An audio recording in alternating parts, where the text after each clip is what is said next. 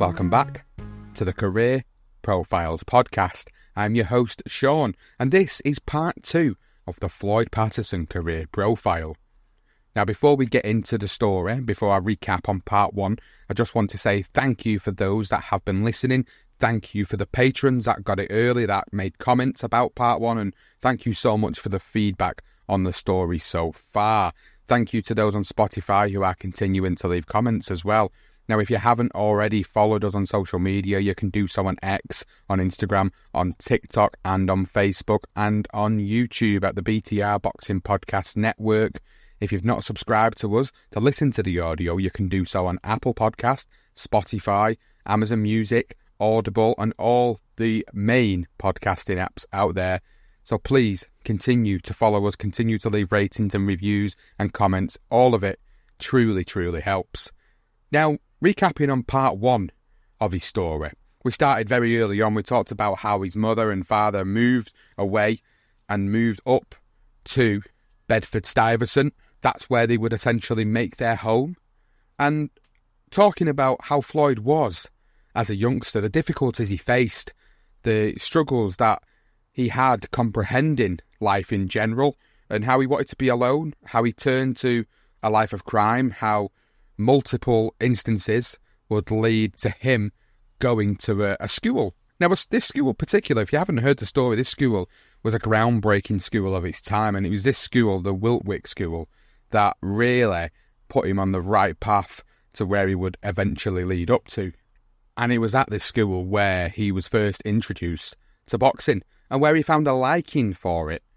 And it was this school that also led him into the arms of a certain Cus D'Amato, who would ultimately manage him from that moment forward. It helped him with his amateur career, it helped him win Golden Gloves titles, it helped him win national championships, and ultimately that culminated in an Olympic gold medal in 1952. Now, Floyd wanted to turn pro at this point, and he was desperate for the money.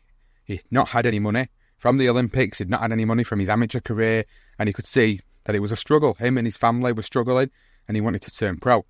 Cus wanted to know whether he could turn pro, whether he was good enough to turn pro, and of course, his amateur accolades certainly proved that he was ready to do so. And that's pretty much where we left part 1, where we're talking about Cus D'Amato looking at Floyd Patterson, taking him not just to the Gramercy gym, but taking him out of the Gramercy gym and taking him to Stillman's, where there was some real test for Floyd Patterson. And this is where we're going to pick the story up. So the last comment that was made about Floyd Patterson at the end of part 1 was about a buzz being spread around New York about D'Amato's up-and-comer.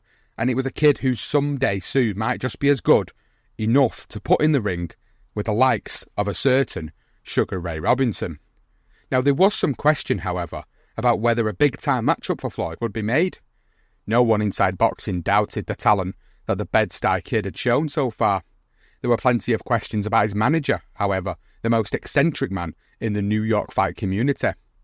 To some, he was a weirdo, someone who read too many books, someone who believed in flying saucers and welcome visited from another planet, someone who never smoked or drank, the latter all but unheard of in a world of professional boxing.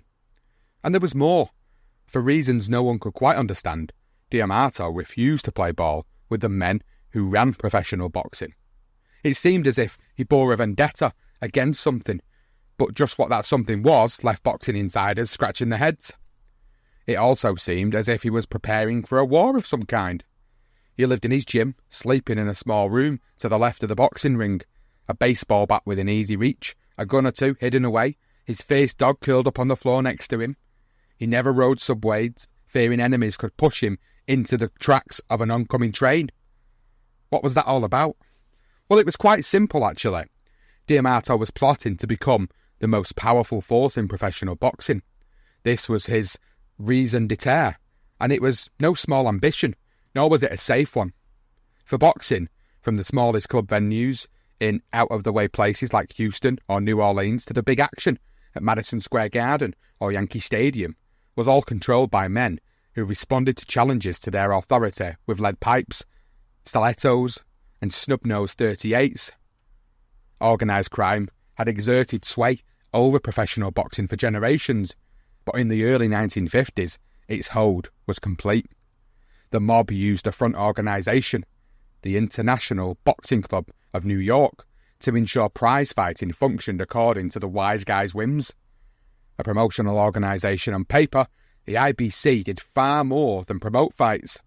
It essentially determined which boxers would be allowed to fight for which titles, who their managers and trainers would be, which matchmakers would be allowed to set the fight cards, and the IBC also decided when and where fights would occur and who would be paid how much, and occasionally who would actually win fights and who would lose. Its influence extended to the new broadcast medium of television as well as tried and true radio. It accomplished all this through strong-arm tactics combined with what boiled down to bribes and kickbacks. The face of the IBC was a Chicago swell named James Norris. On the surface, Norris appeared to be as white-bread as anyone could possibly be. His father was one of America's best-known businessmen, with holdings in grain mills, transport ships and cattle operations. The elder Norris was also an important early team owner in the National Hockey League. Once his son became involved in the family business, it moved more heavily into sports, buying Detroit's Olympia Arena and the Chicago Stadium and acquiring majority interest in the Madison Square Garden Corporation. But there was a side to Jim Norris that the sports society and business pages overlooked. Since at least 1930, he associated himself with the Al Capone faction of the Chicago outfit. Norris's IBC functioned at the bidding of a mafia figure known in crime circles as Mr. Gray. His real name was Paolo Giovanni Carbo, but he was better known as Frankie Carbo. Born on New York's Lower East Side, Carbo became a soldier in the Lucchesi crime family. Eventually, he was recognised by crime bosses across America as the underworld's unofficial commissioner of boxing. Carbo's police record showed 17 arrests for vagrancy, suspicious behaviour, felonious assault, grand larceny, robbery and violation of New York boxing laws. But worse than that, he had been a gunman for Murder Inc. in his younger days, and it was widely believed that he had killed, either directly or indirectly, no fewer than 8 men. There wasn't anyone over him, New York District Attorney's Office Detective Frank Maroney said. Certainly Jim Norris answered to Mr. Gray when it came to the matters of the IBC. If a manager, a trainer or promoter or even matchmaker or boxer balked at the IBC, Carbo simply dispatched pipe-carrying thugs to convince the offender of the error of his ways. No one understood this better than Cus D'Amato. D'Amato knew how the IBC worked from first-hand, inside experience. The International Boxing Guild was an organisation of boxing managers, and it had fallen slave to the IBC, even though the IBC's interest usually ran counter to those of the managers. In order for a manager to get a fighter on TV, he knew he'd pay a tribute to the IBC, which would be collected by the Guild. For a time, D'Amato was the Guild's bagman, picking up those payments. But at some point, for reasons he didn't discuss publicly, Cus washed his hands of the whole matter, retreated and began to formulate plans to move to the top of the boxing power structure on his own terms. To do this, he'd need a fighter of such public acclaim that the IBC could not shut him out. D'Amato believed Floyd Patterson could be that fighter. After his first pro fight at St. Nick's, Floyd walked around with the 3 crisp $100 bills he'd won in his pants pocket for a day or two, feeling like a millionaire. He figured that only millionaires could afford to carry that much cash around with them. Then he handed most of the money over to his mother for household expenses, keeping only a small part of it for himself. He used those dollars to indulge himself on clothes, oversized hand-me-downs being an all-too haunting memory for him. More money was coming. Within the next 30 days, Patterson easily won 2 more fights, each with a significantly larger purse. Combining his winnings from those fights, he took home $1,100 for what he calculated to be 22 minutes of work. It would take an unskilled labourer like his father months to earn that kind of money in the early 1950s. Thomas Patterson took home $73 a week at the time. Mindful of how they struggled with the bills, Floyd gave half of his boxing earnings to his parents for the next few years. Patterson rose in the boxing ranks quite remarkably, enough so that by the end of 1952, he starred in the main event of a fight card. The venue was Brooklyn's Eastern Parkway Arena, and it was in this coveted skating rink that Floyd developed the core of the fan base that would follow him through the peak of his pro career. At the time, Eastern Parkway was the home of Teddy Brenner, the best matchmaker in the business. He was able to match Floyd with boxers who'd give action-packed shows. Eastern Parkway didn't seat too many people, but its audience extended well beyond the arena itself because owner Emil Lentz had cut a pioneering sports broadcasting agreement with the DeMont television network. The Eastern Parkway fights ran for 156 straight weeks on dozens of TV stations affiliated with DeMont. Those fights were popular because of the number of upsets that occurred in the arena.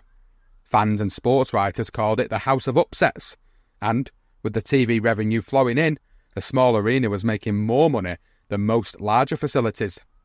And the hometown hero, Patterson, with his flashy ring speed, soon became the most popular boxer on Eastern Parkway cards as he recorded win after win. The arrangement worked out well for everyone involved. Brenner had declared his independence from the IBC by walking away from an earlier job at Madison Square Garden, so D'Amato was able to enter his fighter into bouts without dealing with the enemy. But Cus no doubt was aware that Eastern Parkway was not as clean an operation as it might have seemed from the outside. Owner Lentz had a silent partner in the business who ran mob brackets in the garment district. No doubt this individual kept the IBC at bay. D'Amato and Brenner were able to handpick Patterson's opponents without interference from Mr. Gray's minions. D'Amato did so following boxing tradition. He selected progressively more difficult opponents, but none who had a real chance to beat Patterson. "You don't take a young fighter and throw him in over his head," Patterson said later, defending D'Amato's choices. A fight against Lalu Sabatin of Warren, Ohio, marked a professional first for Floyd. He entered the ring as a light heavyweight this time out, though he weighed only 167.5 pounds, some 8 pounds lighter than Sabatin. Sabatin was a solid opponent, if not a contender, who'd begun his pro career with 15 straight wins. But he was now approaching the end of his career though, and losses appeared on his record more often than wins. Still, the selection of Sabatin was D'Amato's way of serving notice to Floyd that he was not content with Patterson's fighting as a middleweight, that D'Amato had something more in mind for his charge. As it turned out, Patterson had no trouble defeating the heavier Sabatin by technical knockout. Boxing veterans like Ray Arcel, the venerable trainer known as the Dean of Stillman's Gym, were saying that Patterson might just be the best young boxer at any weight in the world. Patterson was skilled, yes, no one had ever seen faster hands, but some insiders were beginning to whisper to each other about whether Floyd had the mental toughness to go far in the sport. Was he just too nice a guy for boxing? His first out-of-town pro fight pitted him against Chicago's Chester Miziala in Miziala's hometown. Patterson arrived in Chicago a week early, planning to train at the famous Midtown gym. But when Floyd discovered it was Miziala's home gym, he refused to work out there. Floyd feared he might inadvertently pick up some tips by watching Miziala that would give him an unfair advantage in the fight. That sort of attitude was unheard of in the cutthroat world of boxing. The fight itself stirred up doubt about Floyd's toughness. Towards the end, he hit Miziala in the face, dislodging the Chicago fighter's mouthpiece. Unbelievably, Miziala stopped fighting, bent over, and tried to retrieve his mouthpiece from the canvas. It would have been completely within the rules for Patterson to go into full attack mode at that point, scoring an easy knockout.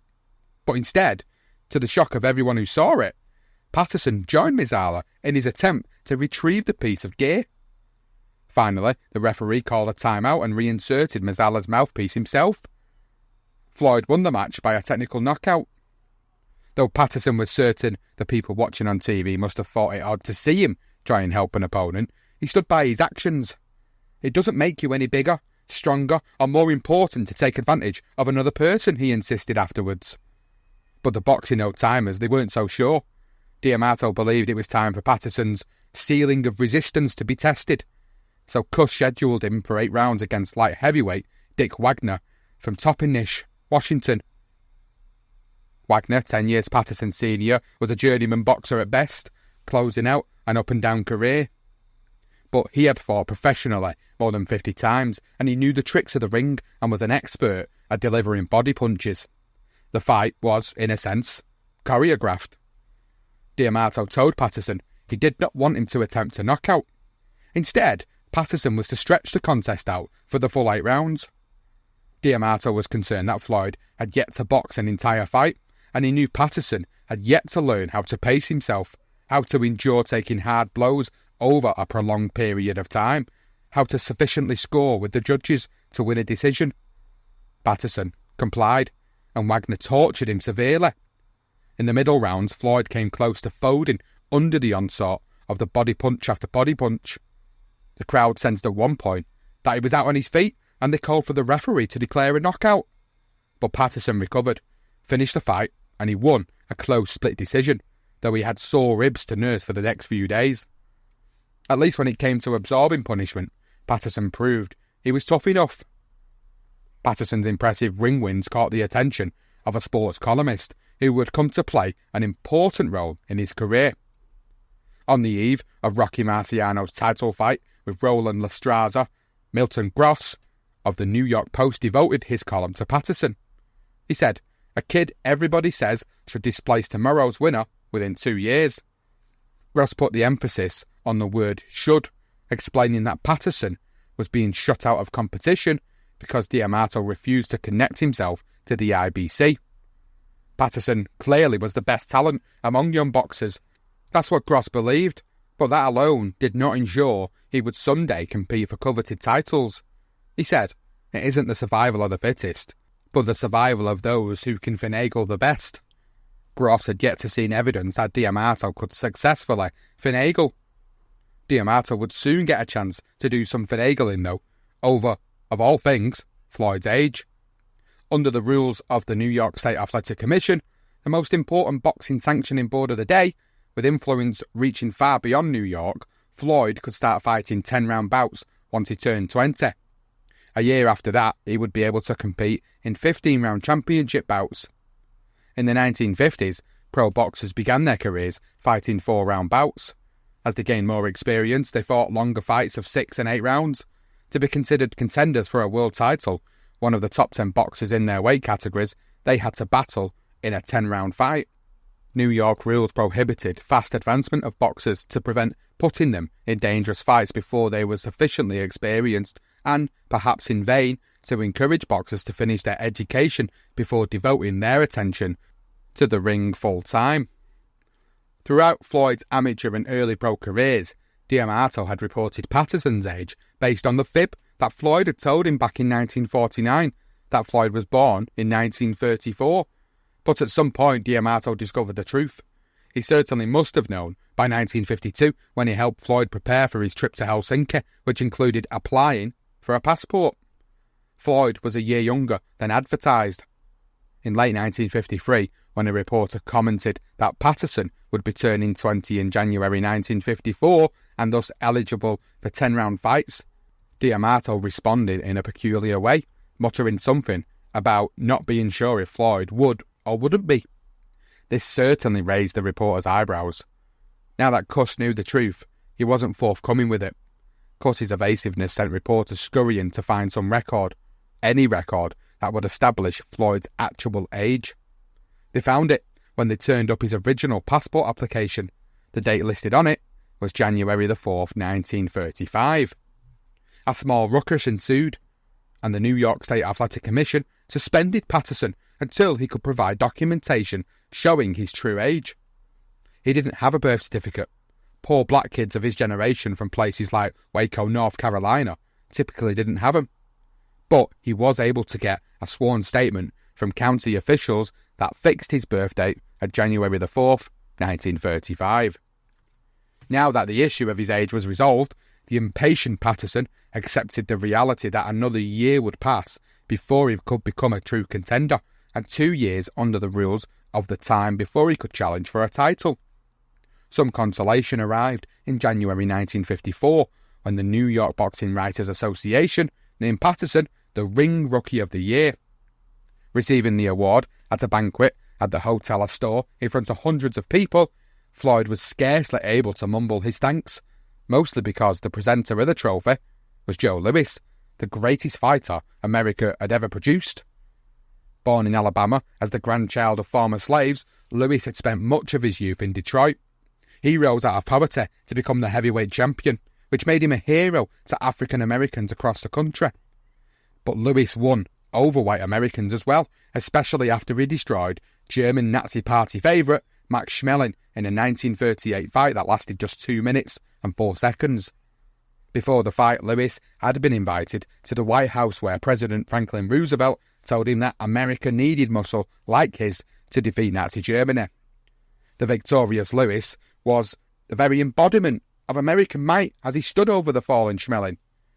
No African American in history had ever held such important symbolic value to the nation. Floyd stood in awe of the man who was now honouring him. Patterson had little time to relish the moment, however.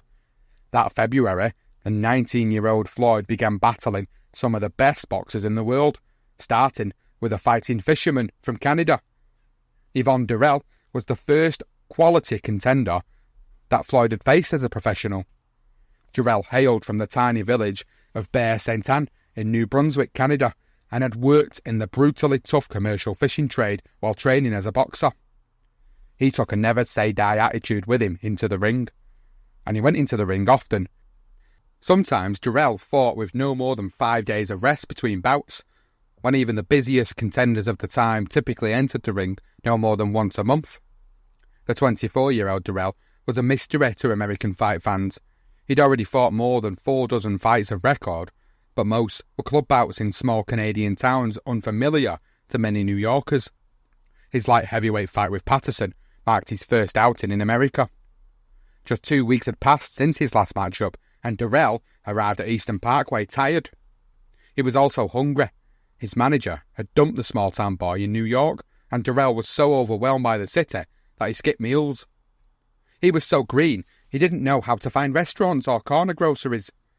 At the weigh-in, he tipped the scales at just £158, 13 pounds under what was announced at the weigh-in and subsequently reported in the sports pages. Patterson outweighed him by £9, but fight promoters would not want to announce that kind of weight difference, fearing a mismatch of that many pounds might actually drive away ticket buyers. Given all that, it should have been an easy fight for Floyd, and indeed, he cruised through the early rounds. But as the fight progressed, Patterson sank deeper and deeper into trouble as the bobbing and weaving Durrell delivered uppercut after uppercut while managing to avoid Patterson's retaliatory strikes. In the 8th and final round, Durrell floored Patterson, and the odds makers, who had made the fighting fisherman a 4-1 underdog, they seemed foolish. Floyd unsteadily rose to his feet before the referee's count ended. Then Durrell went to work on him, pounding the groggy Patterson unmercifully with body shots. Somehow, though stunned, Floyd made it to the final bell. Durrell went to his corner, certain he won the fight. But the Floyd-friendly judges at Eastern Parkway stunned Durrell and the fans by awarding a unanimous decision to Patterson. The newspapermen at ringside didn't buy it.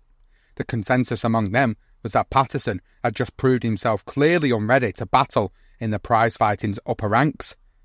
That was plastered on the records last night at Eastern Parkway, Caswell Adams of the New York Journal-American said, where one Yvonne Durrell, fighting as if in one of his beloved lobster pots off his native Canadian shores, showed Patterson still to be a confused novice as a fighter. A bitter Durrell, who later became the stuff of legends for his hard-fought contests with Archie Moore, left the arena telling anyone who would listen that Patterson was overrated. Any good boxer could defeat Floyd, he believed. He wanted another chance to prove that. For his part, Patterson could only say that Durrell was the most complicated boxer he'd ever faced. 6 weeks later, Floyd made his first trip below the Mason-Dixon line as a pro boxer, and his travelling companions stopped at a Baltimore rest stop to eat, but the waitress refused to allow him to sit at the dining counter because he was black. She shoved a bag of burgers at him and told him to eat outside. Floyd turned and walked out without the bag. As a professional boxer, he would be travelling around the nation to fight, and this experience reminded him that racial prejudice was something he was going to have to face. With his actions in Baltimore, he served notice to those around him that he was not going to accept it. There was time for more light-hearted matters than boxing, or the prejudice he encountered on the road. Now 19 and 16 respectively, Floyd and Sandra spent many blithe hours together. They especially loved to go on dates to Coney Island, where Floyd proved his strength to her at the Ring the Bell concession. He consistently was able to hit the hammer hard enough to make the bell sound. The carney working the game pronounced Floyd to be as strong as a Boilermaker.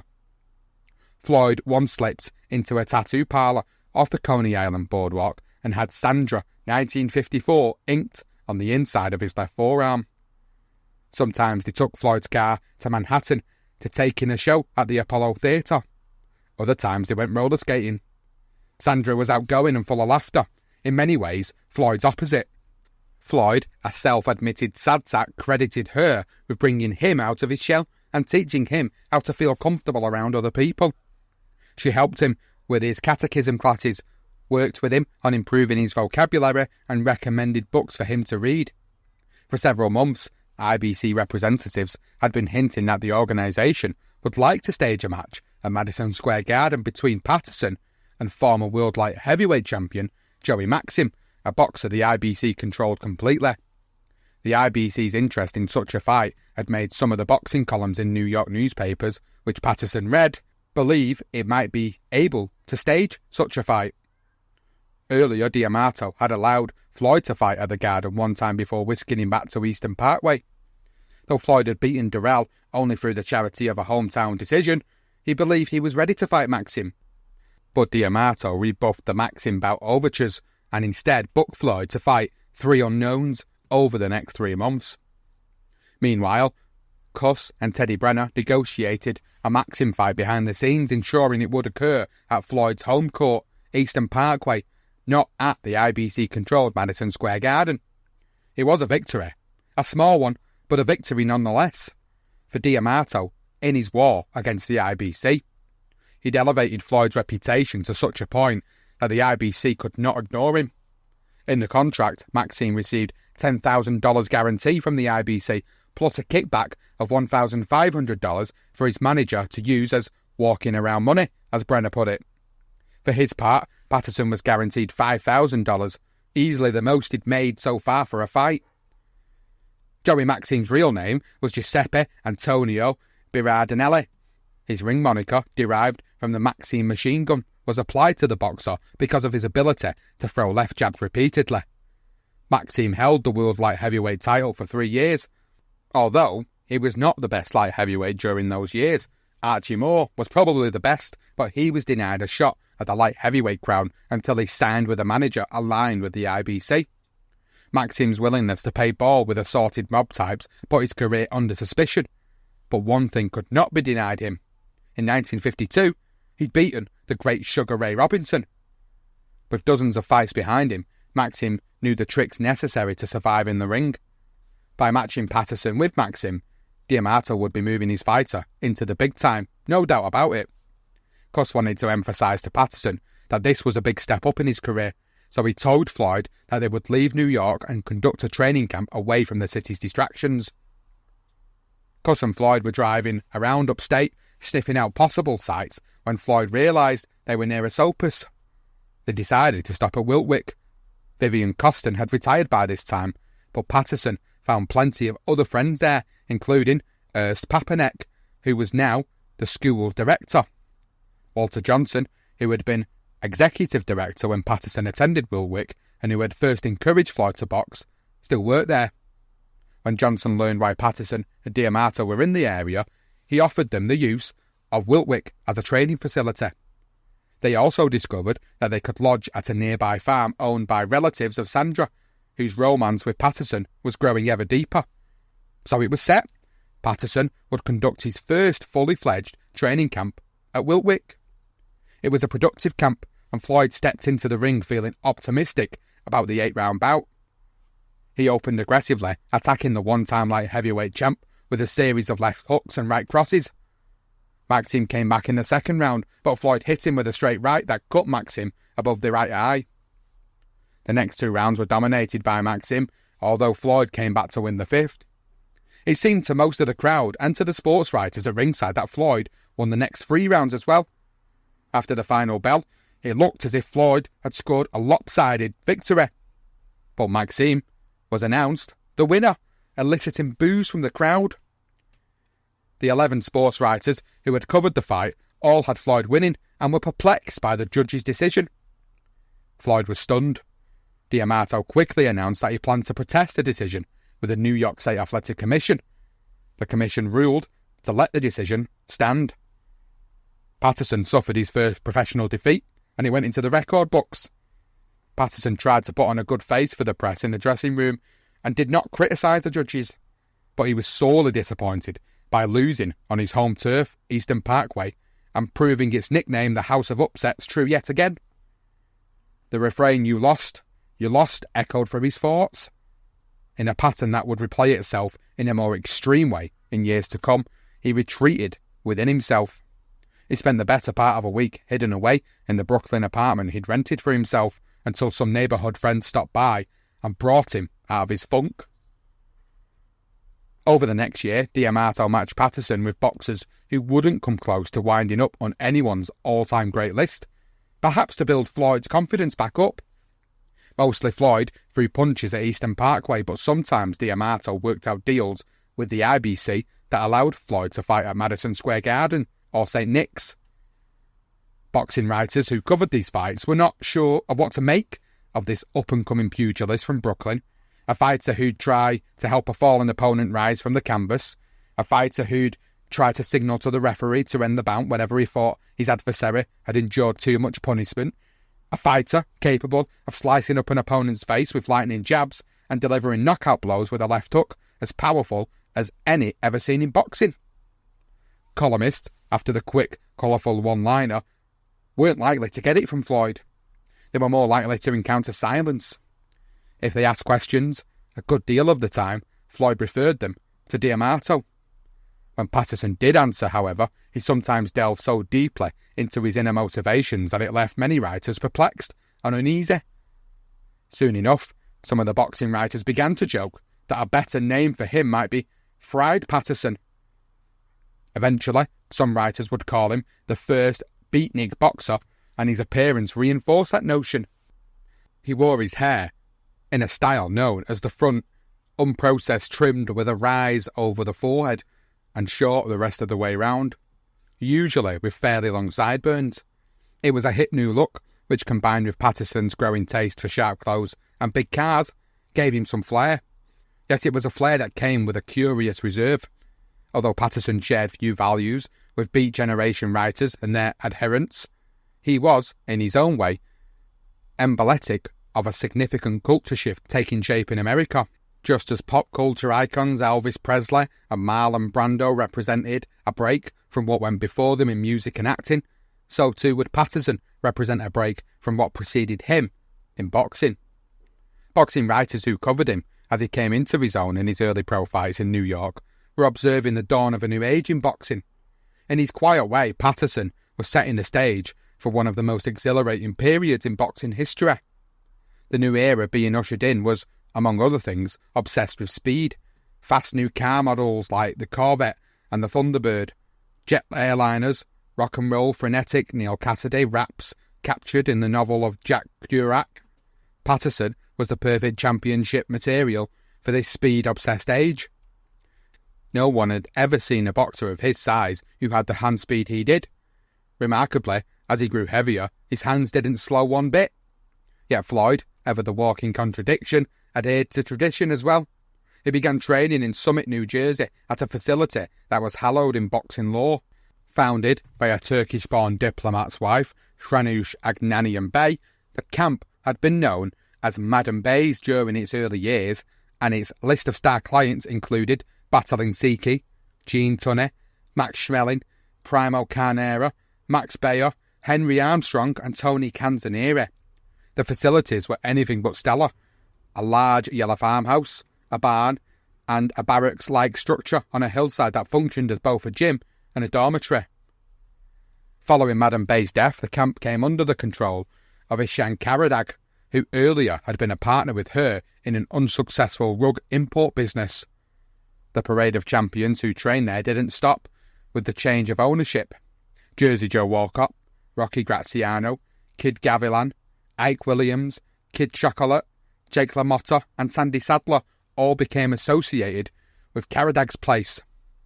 At Caradag's camp, D'Amato began to reveal his long-term goal for Patterson. He had Floyd work with the toughest light heavyweight and significantly heavyweight sparring partners he could find. The sessions became intense, much more so than any sparring Patterson had engaged in previously. D'Amato didn't tell Floyd that he was paying each of these sparring partners as much as $100 a round. Absolutely top dollar for the 1950s. Each of them received the same instructions from the mystifying white-haired man. Do your best to knock out Patterson. Go all out, no pulling punches, bang away as hard as you can.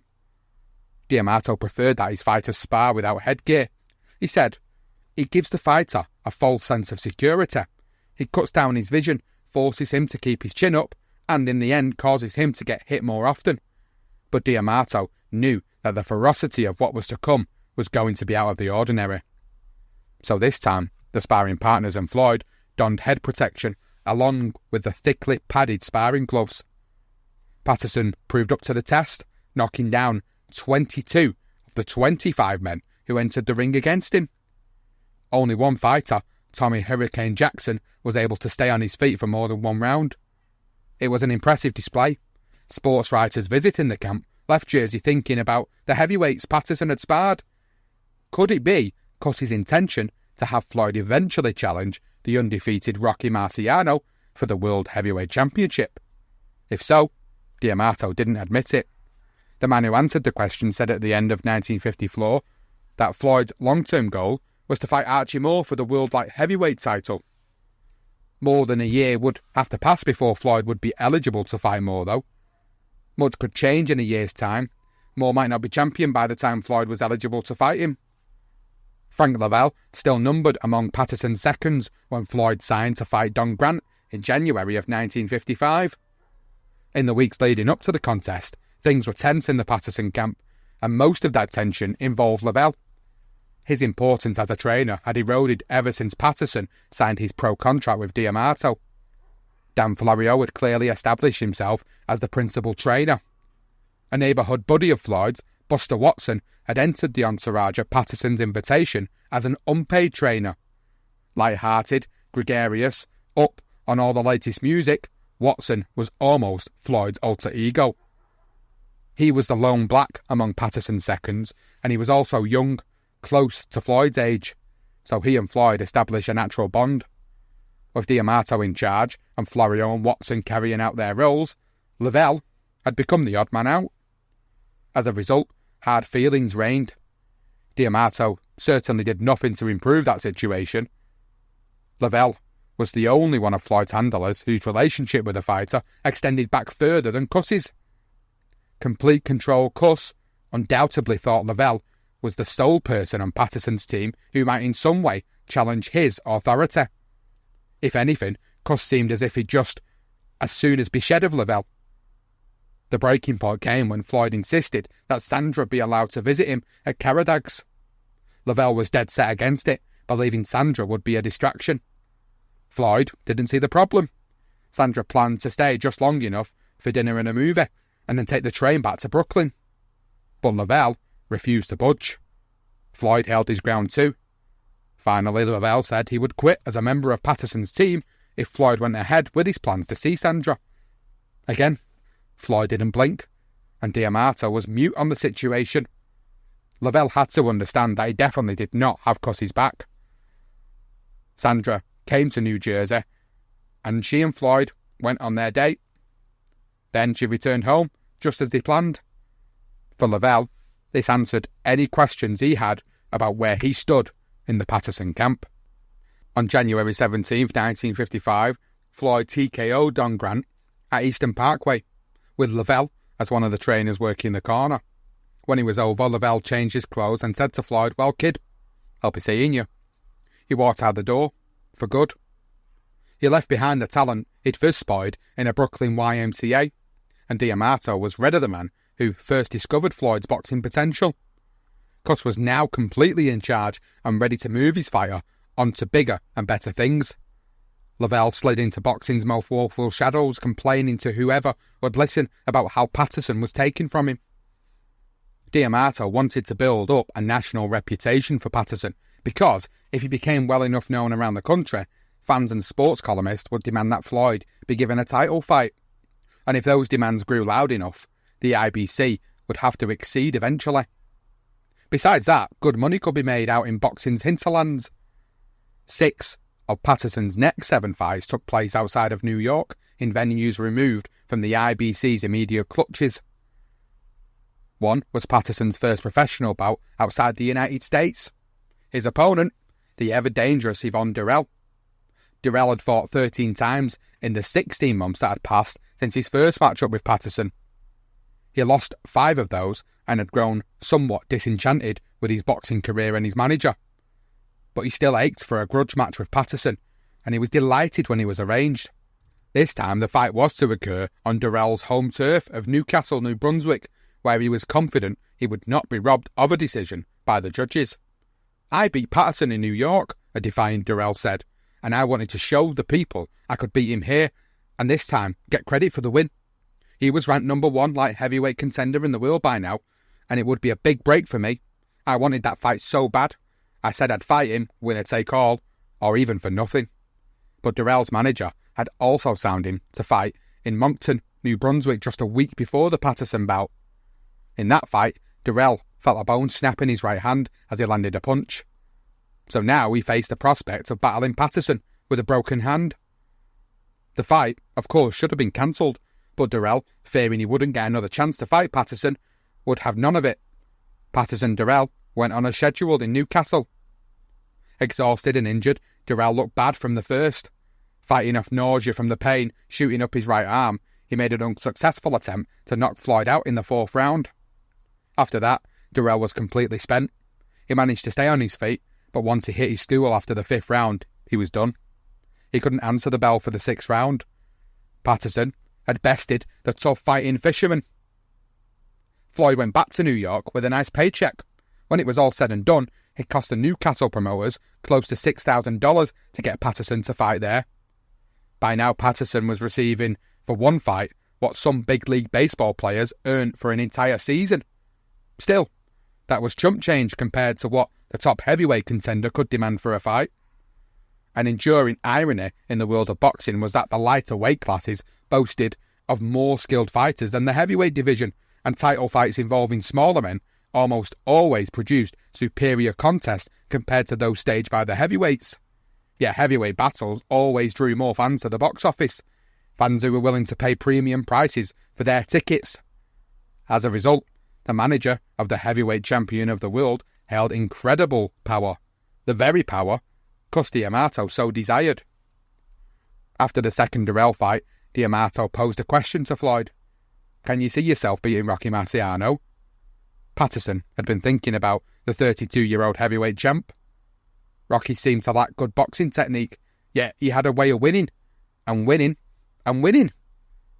Marciano had never lost a prize fight, besting 47 opponents, all but 6 of them by knockout.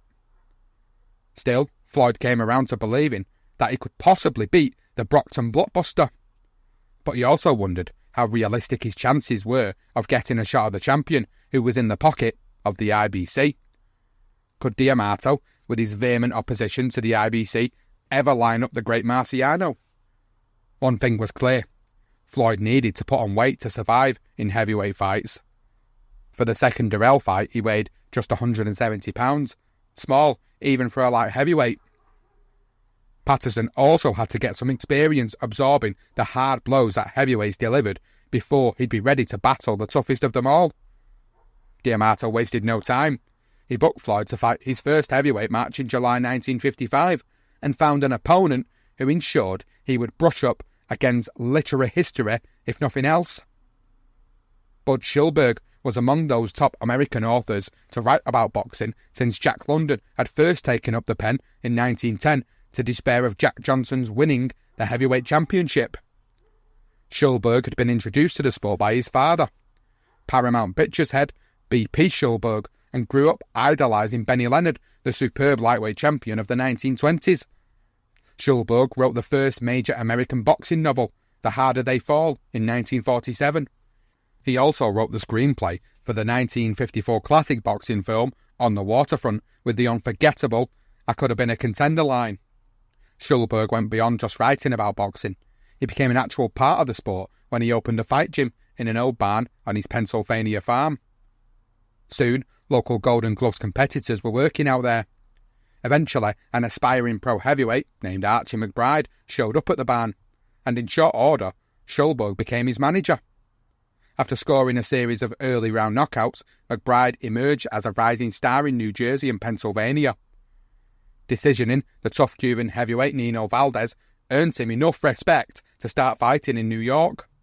To get McBride matches at Madison Square Garden, Schulberg had to do business with the IBC and its behind-the-scenes overseer, the infamous Mr. Gray. He took on a co-manager with Frankie Carbo ties and stepped into a world populated by characters even a gifted novelist would find hard to dream up. In 1955, Schulberg received a call from a matchmaker wanting to know if McBride was available for a fight in the Garden. The opponent? Floyd Patterson. "The name stuck in my throat," Schulberg said. Patterson was the current sensation. He had knocked out everybody he faced that year, including the tough Canadian Yvonne Durrell. The maestro Cus D'Amato was crafting his masterpiece. When Archie came in from his workout in the barn, I told him who he'd be meeting. He said quietly, "Do I have to fight Floyd?" This wasn't fear. Archie had pride and heart. It was just realism setting in. Schulberg set aside his writing work and invested all his energy into prepping McBride. Floyd was happy to be back in New York for the McBride bout because it allowed him to spend time with Sandra. The absences caused by out-of-town fights had been difficult for him, making him realise just how much he needed her company. By this point, Floyd and Sandra had reached an agreement to marry at some point in the near future. Sandra seemed to understand just how much boxing meant to Floyd. She could also save his anxieties. She seemed to understand that Floyd's career would demand that he'd be away from home a great deal. Sandra showed no signs of resentment in those early days, but they were still young and callow. Neither had experienced anything approaching a serious romance with anyone else. Floyd went into Madison Square Garden ring for the first heavyweight fight at a significant weight disadvantage, giving up £16 to McBride. In the early rounds, he struggled to take charge of the bigger man. After the fifth round, Floyd's cornerman implored him to get busy, fearing he could be slipping behind on the judges' scorecards. He went out for the sixth round punching, and one hard counterpunch dropped McBride. A right-left combination to the jaw knocked McBride down again early in the seventh. McBride answered the count, but remained shaken.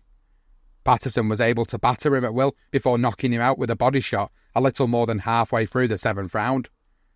McBride was no Marciano, but he was a solid heavyweight. Floyd had just demonstrated that he could go toe-to-toe with a bigger man and come out the winner. After watching McBride hit the mat, Schulberg was hurrying from ringside to the dressing room, where he was collared by the most influential figure in sports journalism at the time. Jimmy Cannon wrote the daily sports column for the New York Post, a column that was nationally syndicated. He received handsome compensation, rumoured to top $100,000 annually, and with good reason. His byline alone could sell newspapers by the thousands, and his influence over other sports writers was immense because of his success. Cannon was a reformed alcoholic and a bit of an egotist who believed he knew more about boxing than any other writer. Guzzling coffee instead of gin, he made the rounds of the Stork Club, P.J. Clark's and Toots Shaw's. He palled around with the likes of Ernest Hemingway and Frank Sinatra. The opinion of this man about town counted, and he now proclaimed to Schulberg that he'd just watched a fixed fight. McBride had, in Cannon's eyes, taken a fall to give Floyd a victory. Schulberg was stunned and insulted. Patterson-McBride was not the sort of fight that lent itself to fixing, given that Patterson was the favourite and he won it handily. What was the point of fixing it? It was not a fight to stir particularly much interest among gamblers. No one stood to profit greatly from the outcome except for the fighters themselves. In that instant, Schulberg decided Cannon was a fraud, at least when it came to boxing. Cannon repeated his accusation in his column the next day, but it didn't seem to hurt Patterson's standing as a prize fighter. Floyd would have good reason to regard Cannon warily from this point onward. For now, though, he packed his bags and set out on the road again. Floyd fought in Canada and in California, winning all of his contests by knockout, which only increased the buzz surrounding him. While he was in Los Angeles, he allowed himself to enjoy some time off and take in the sights. He was given a Hollywood studio tour, which included a visit to the set of The Man with the Golden Arm, where he met Frank Sinatra. Sinatra, a boxing enthusiast, and Floyd hit it off. From then on, the chairman of the board became a big Patterson fan. While in LA, he also befriended Billy Eckstine. The smooth Big Bang crooner was one of Patterson's favourite singers, as well as a man Floyd admired on several levels. Eckstine was an artist who managed to be both a traditionalist and an innovator, much as Patterson was as a boxer. As a biracial American, Eckstine had run head-on into racism as he built his career, yet emerged victorious. Eckstine predicted that Floyd would become a world champion, which left Patterson beaming. Floyd was now rubbing shoulders with the very people he used to see projected bigger than life on the Banco Theatre's movie screen back in Bed-Stuy. Patterson was becoming ever more prominent in the sports pages. He was filling big arenas like LA's Olympic Auditorium. His fights were broadcast on the radio and sometimes television, and he was earning a lot of money. Since the loss to Maxim, he had put together a string of 14 straight wins, 12 of them by knockout. No doubt about it, Floyd Patterson was a star. Floyd had been looking the part for a while as well. He dressed stylishly when in the public eye. He drove a Cadillac, the ultimate status symbol for the newly affluent in the 1950s, not to mention the automobile famously associated with the great Sugar Ray Robinson. Floyd indulged himself with hi-fi equipment and TVs, and he and Sandra attended movies obsessively whenever he was in New York. But he was no spendthrift. He saved money and made regular contributions to his parents to help support the children still at home. Floyd made a pledge to himself that he would buy a house so his family could escape Bed-Stuy. And he did just that when he bought a 10-room shingled dwelling on a large corner lot in Mount Vernon, New York. The house was bright, airy and roomy, a dream home for any ghetto kid. For Floyd, liberating his family from poverty was the American dream come true. Floyd and Sandra planned to start calling the Mount Vernon house home after their February 1956 wedding, at least until they could buy their own house. They planned a Niagara Falls honeymoon, but never made it farther than their first stop, Schenectady. They were two innocents, not entirely sure just who they were. Floyd had just turned 21, Sandra was 18. Floyd had been a teenage world traveller himself, but Sandra had never been away from home. The stay in Schenectady was her first night in a hotel, and she was fascinated by such luxuries as room service. They decided to forgo Niagara Falls and stay a week in the hotel, but after a few days Floyd became restless. Sandra sensed what was calling him. The next fight, then maybe another, and then, would that be the title shot against Rocky Marciano? Marciano had won a remarkable 49 straight fights by early 1956. Not only had he never lost as a pro, he'd been knocked down just twice, the most recent coming in his latest fight. The wily light heavyweight champ Archie Moore, moving up in weight to attempt to capture the heavyweight crown, struck Marciano on the chin in the second round, sending the heavyweight champ to the floor. But Marciano made it back to his feet and went on to dominate the rest of the fight. He was well ahead on the judges' scorecards when he knocked out Moore in the 9th round. But Marciano found the fight taxing and said afterwards that he was glad it was over. He also told reporters he was contemplating retirement. At first it appeared Rocky might fight on, at least one more time. That would give him the opportunity to claim his 50th victory in 50 fights. Talk floated around that the fight could occur during the summer of 1956, but after a long South American vacation, Marciano decided he'd had enough of the rigours of the ring. In April, he announced his retirement, with Jim Norris of the IBC standing at his side, which was appropriate, for no boxer was more associated with the mobbed-up organisation than Marciano. Rocky's stated reason for his decision involved his wife and young daughter, and his admission that he'd been a poor father because of the time he'd devoted to his career. Certainly Marciano's celebrity status was such that he stood to make a lot of money in business and public relations, more money than he could make boxing, and with no risk of injury.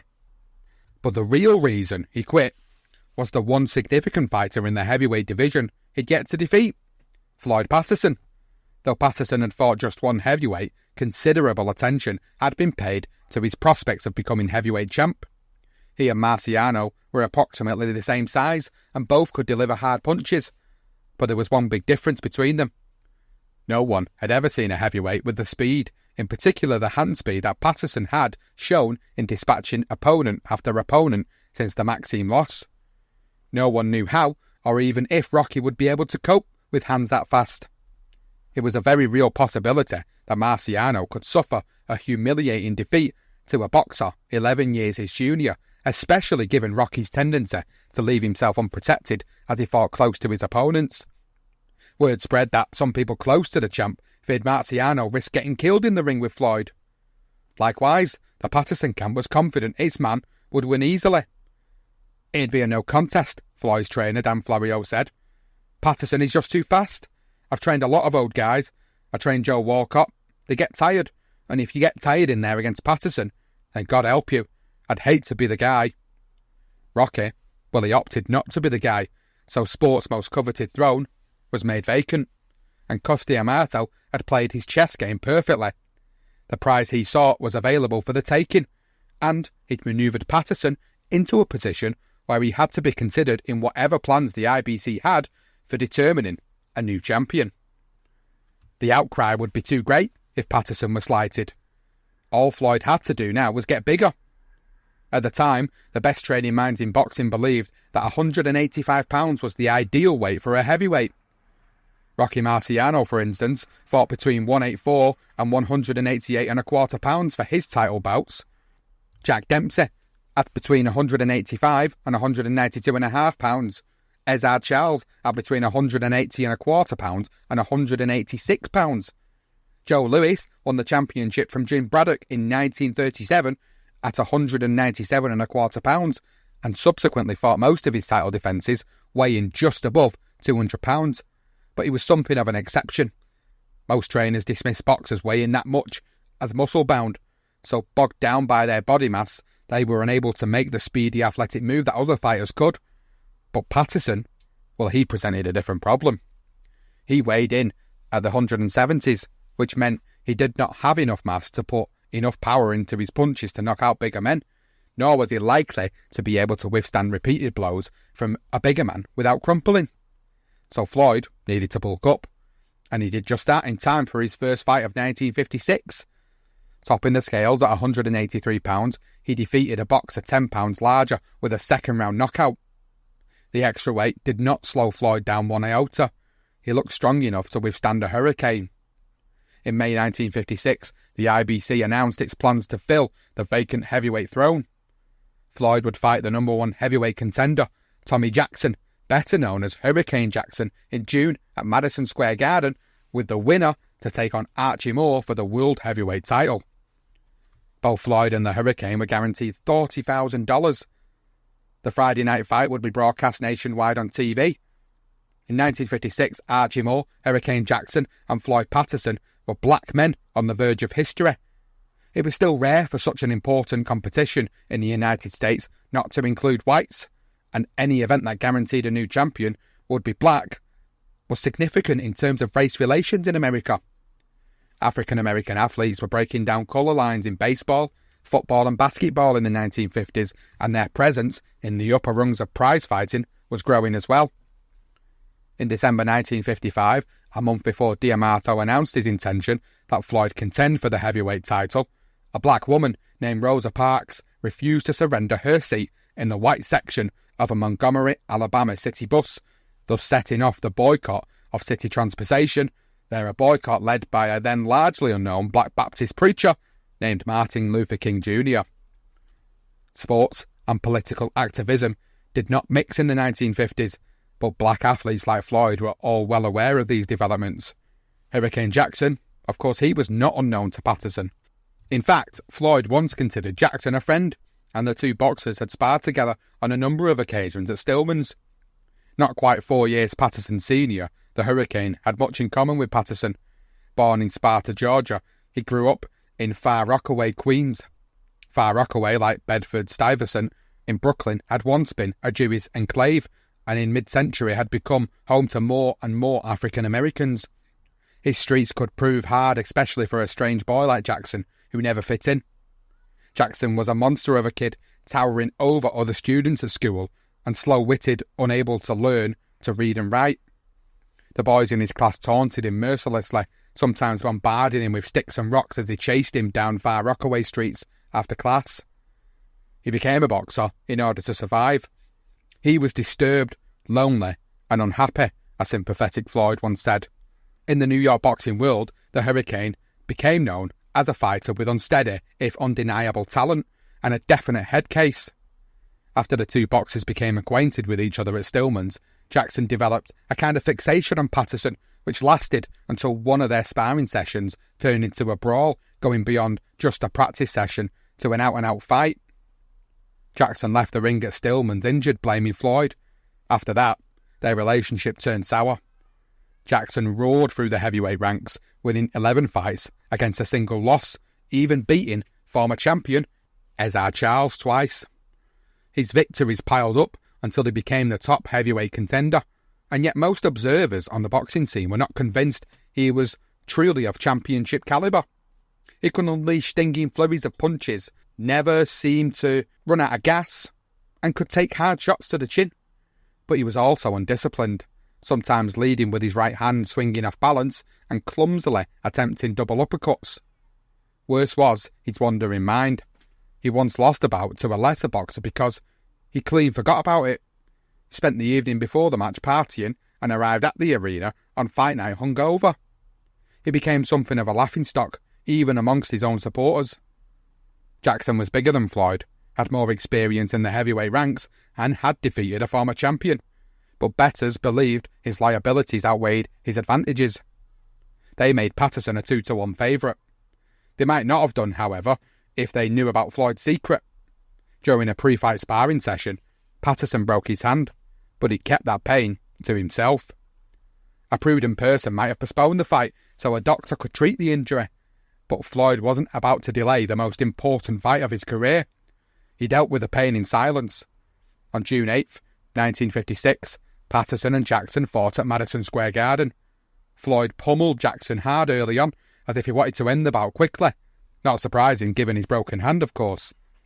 Jackson endured a great deal of punishment in those early rounds, but his iron chin held up and he remained on his feet.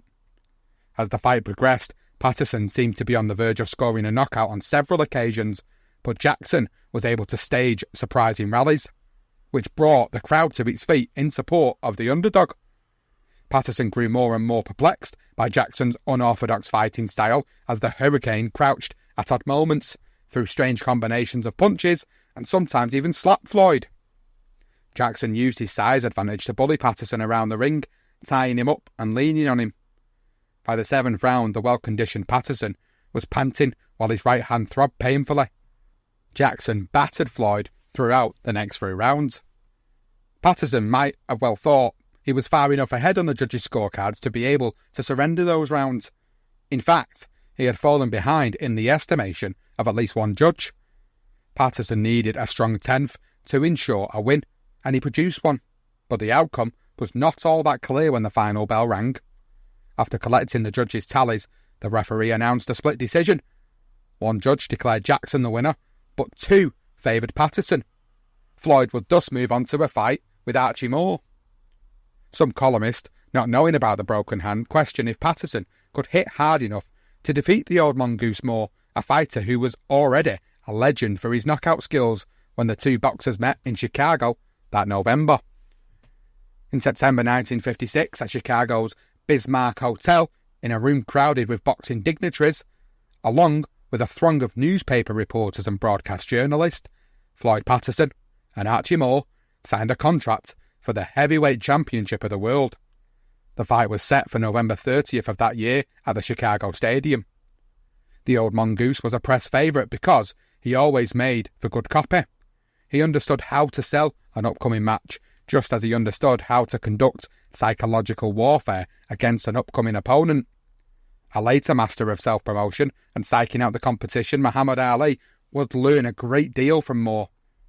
After the contracts were signed, one of the broadcast journalists asked Moore to predict the outcome. Moore said he'd probably knock Patterson out. Asked to respond, Floyd said, "If Moore can knock me out, more power to him." This was Moore's cue. He rose to his feet and began a blistering verbal attack on Patterson as the cameras rolled and the sports writers scribbled notes. Patterson was completely taken aback. He believed in treating the opposition with dignity. There was nothing dignified about the words spewing from Moore's mouth. Finally, Patterson could stand it no longer. He fled the room and hurried through the lobby and out onto the street, where he sucked in some deep breaths of fresh air. He found a payphone, called Sandra, and poured his heart out. She was always effective in those days at calming him down. But now, he had even more reason to check in with her.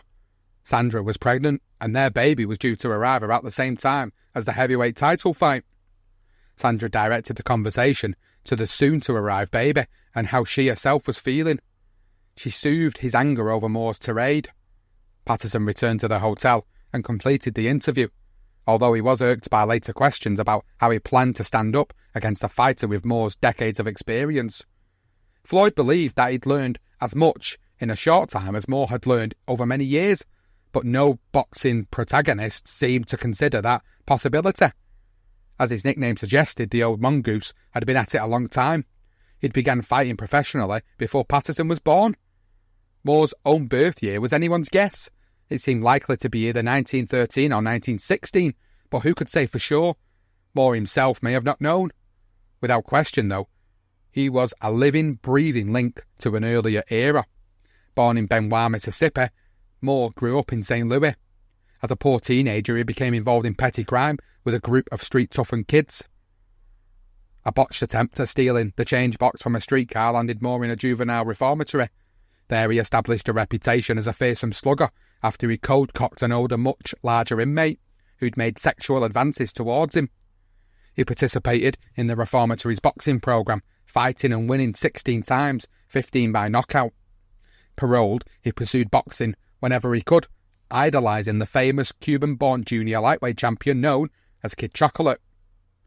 Eventually, Moore wound up at a civilian conservation corps camp in Poplar Bluff, Missouri, where he competed on an amateur boxing team. Moore began training for the amateur Golden Gloves competition, while at the same time secretly fighting for cash, sometimes using the ring name 4th of July Kid. His early pro fights of record pitted him against largely forgotten men like Piano Man Jones, Kid Pocahontas, Dynamite Payne and Ham Pounder. His fights often occurred in out-of-the-way towns like Hot Springs, Arkansas, Quincy, Illinois, Keokuk, Iowa, and Ponca City, Oklahoma. Over the years that followed, Moore fought often, usually at least a dozen times a year, taking fights wherever he could and racking up an extraordinary number of knockouts.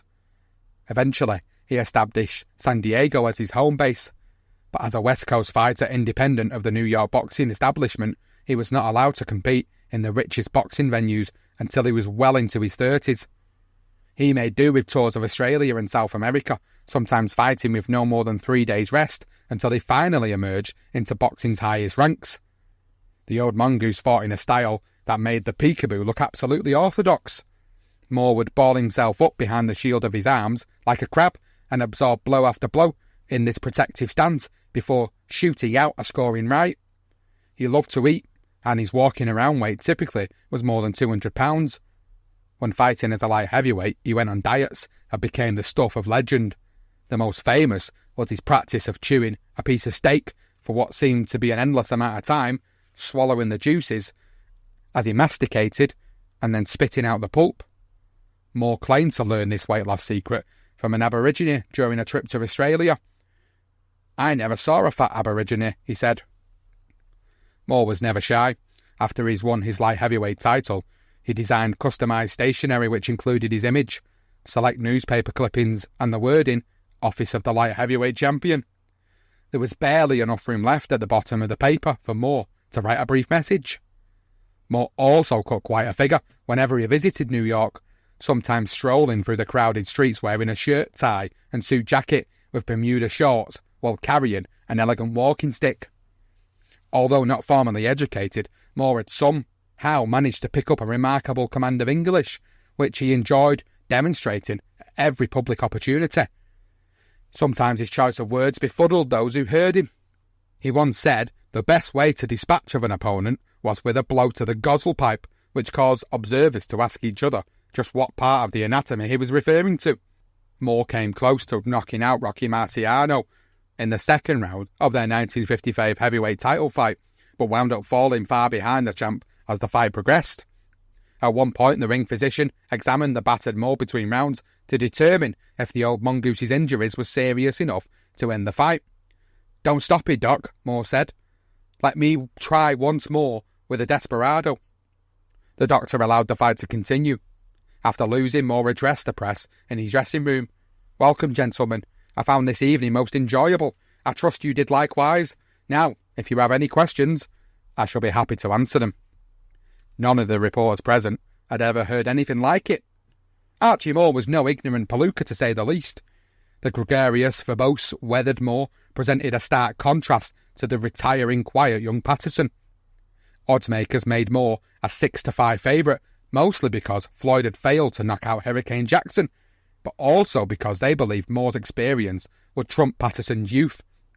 Moore, advertised to be 39 at the time though, probably as much as 4 years older, would become the oldest heavyweight champ of the modern era if he won. At 21, Patterson stood to become the youngest. Patterson, D'Amato and company set up camp at a Chicago horse racing track closed for the season, Sportsman's Park.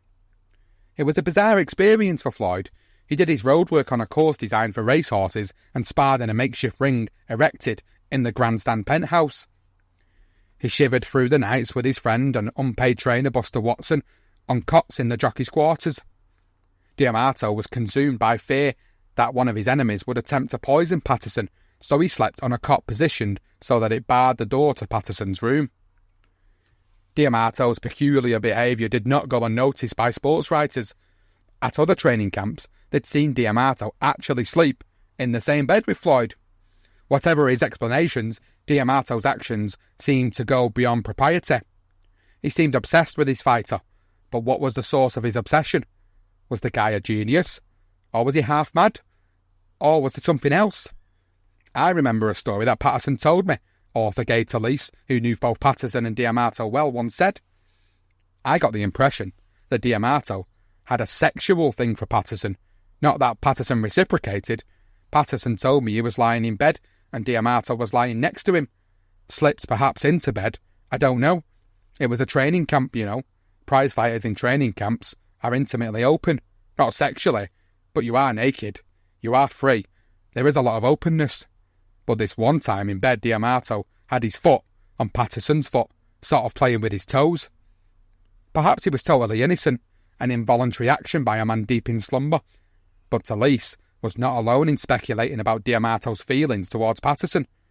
It was hard to tell the truth of the matter, for D'Amato was such an off-centre man. D'Amato was an eccentric, Talese said. Amusing, but I think probably borderline psychotic or paranoid.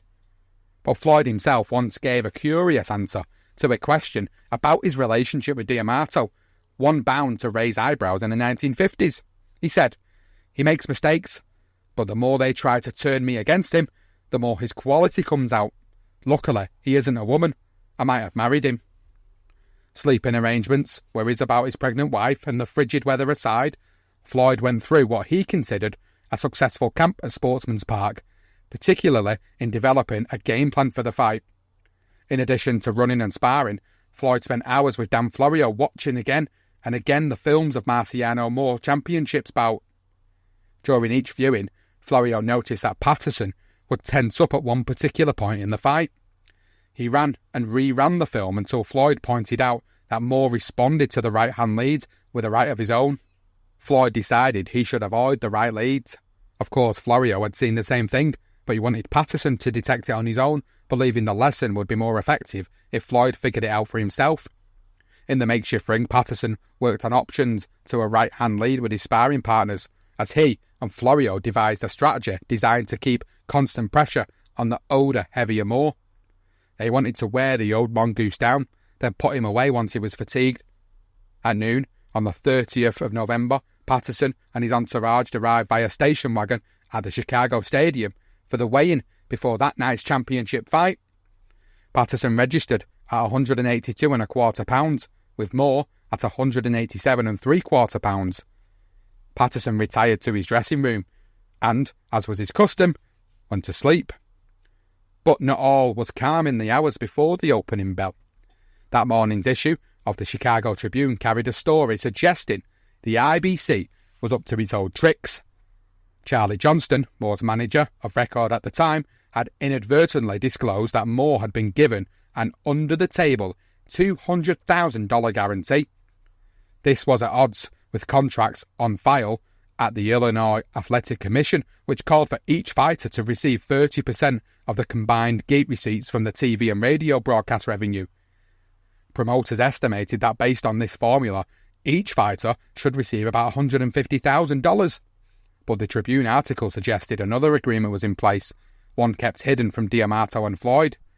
If Moore was guaranteed $200,000 regardless of the gate, that meant that Floyd would be receiving less than D'Amato expected.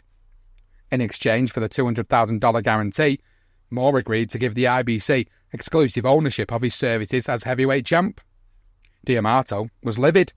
Besides that morning's Tribune story, there was an even bigger reason for turmoil in the Patterson camp. When Floyd tried to telephone Sandra after the weigh-in, there was no answer. He was sure that could mean only one thing. She had gone into labour earlier than expected. He hurriedly placed other calls until he was able to confirm that she was indeed at the hospital. He dialed Queen's Memorial, and his brother-in-law came on the line to assure Floyd that she was fine and that nothing was happening yet. He promised to give Floyd a call when Sandra went into delivery. Later that afternoon, Patterson became a father of a 6-pound, 2-ounce daughter, but Floyd's handlers didn't let him know, fearing it might distract him from the business at hand. 4 hours after Seneca Patterson drew her first breath, Patterson stepped into the ring in the Chicago Stadium to fight Moore. There was all the usual pomp and circumstance associated with a heavyweight title bout at the Chicago Stadium that night. Photographers, cameramen, newspaper reporters, businessmen competed for a space along all 4 sides of the ring. Past champions were introduced and waved to the crowd. Every 2-bit politician worth its salt had nabbed a ticket in the front rows and showed up well peened, hoping to be seen, as did all manner of national and regional celebrities. After the referee's traditional mithering delivery of the instructions, the bell rang and Floyd took command, driving long jabs into Moore's face, first from outside and then up close, scoring on the old mongoose seemingly at will in spite of Moore's vaunted protective shell. The first round ended with a hard Patterson right smashing into Moore's head.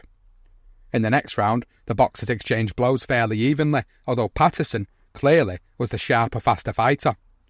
The third round was pivotal as Floyd opened a deep cut in Moore's left eyebrow.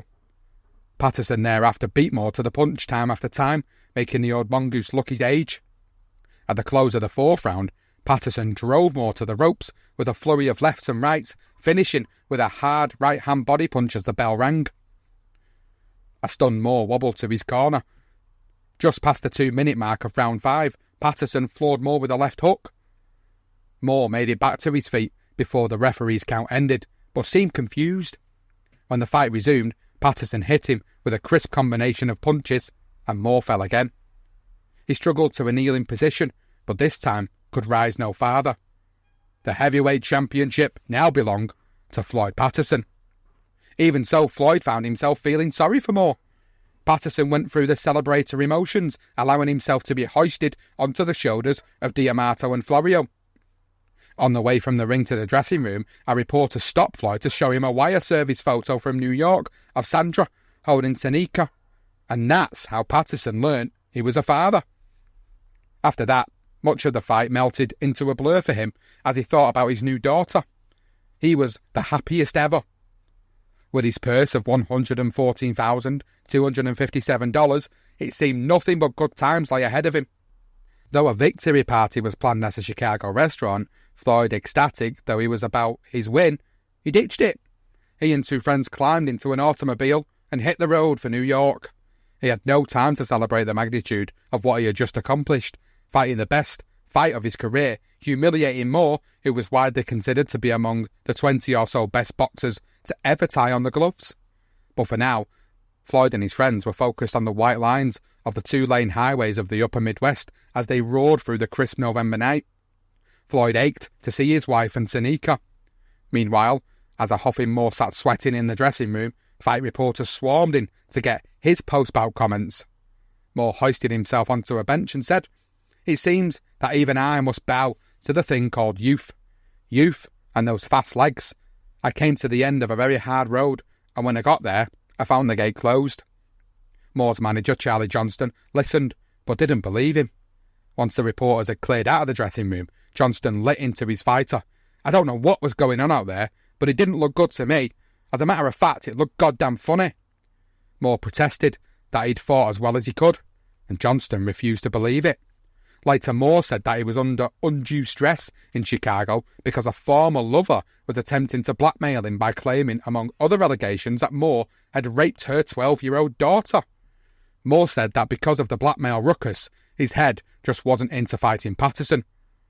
The bout was like something he'd watched as a spectator and not participated in, but allegations that Moore had taken a dive in a fixed fight began to spread.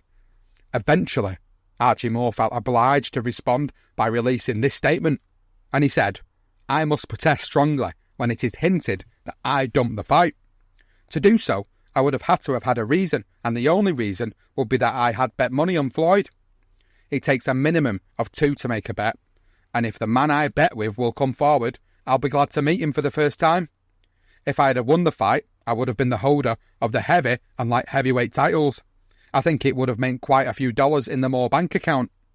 The odds were favourable for a killing because I was a 6-5 favourite, and when you rule out money, there isn't another reason for me to go into the tank.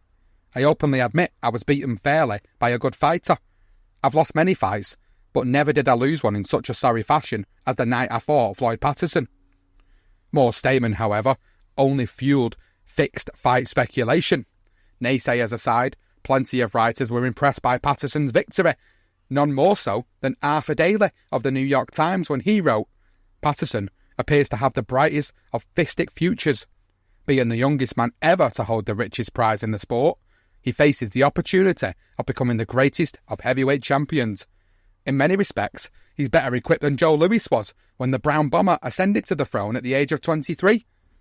Others agreed with Daly.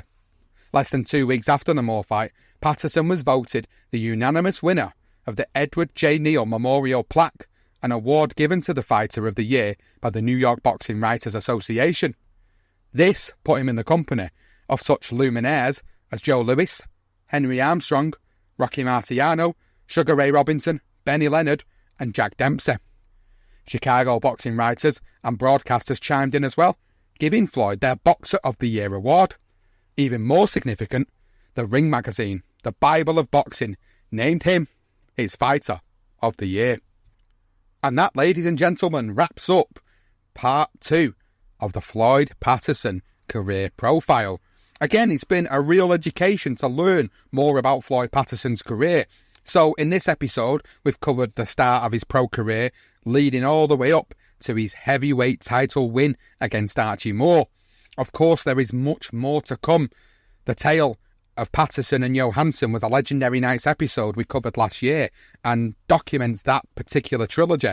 But of course, we will be covering it in the next part for the career profile on Floyd Patterson, as well as his other notable moments throughout the course of his life and career. Some great stories about his relationship with Sandra, the birth of his daughter, of course the stories around Cus D'Amato as well, something we have explored previously in other episodes. So again, if you haven't heard the Cus D'Amato career profile, it's wise to go and have a listen to that if you haven't already heard it, because there are stories that do accompany the Floyd Patterson story here as well. But it's been a great episode. I've enjoyed putting this one together for you guys, part 2, and I'm really excited to do part 3 where we really get into the meat of the career on Floyd Patterson. Now, if you have enjoyed it, please do let me know on social media. You can find us on all social media platforms, as I said at the start of the show, on X, on TikTok, on Instagram, on Facebook, on YouTube, at BTR Boxing Podcast Network. If you are on X, it's at career_profiles. Slightly different profile on there, but you can find us there also. Please do let us know what you think of the episode on social. Also, if you are listening to us on Spotify, leave a comment below about the episode, what your thoughts are. Any of the stories that you want to comment on, the D'Amato story, I mean, that's quite contentious, isn't it? It's definitely something that people might have an opinion on, so please do go and let me know if you've got any thoughts and feelings. And again, if you're enjoying the way that I've segregated these episodes into smaller chunks, I would really appreciate the feedback on that, because a few of you have said it's good and you prefer to do it like this, but I'd like to get a bit of a mass opinion on that situation and whether that's something people are enjoying, because it is leading to the episodes being longer and allowing me to put more information into these episodes and not being constricted to missing any particular stories about these individual fighters that we're covering on the show. But that is it for this episode. I hope you've enjoyed the second part of Floyd Patterson's career profile. Again, make sure you leave comments on Spotify, leave us ratings and reviews on Apple. Thank you so much for listening to the career profile part 2 of Floyd Patterson on the BTR Boxing Podcast Network.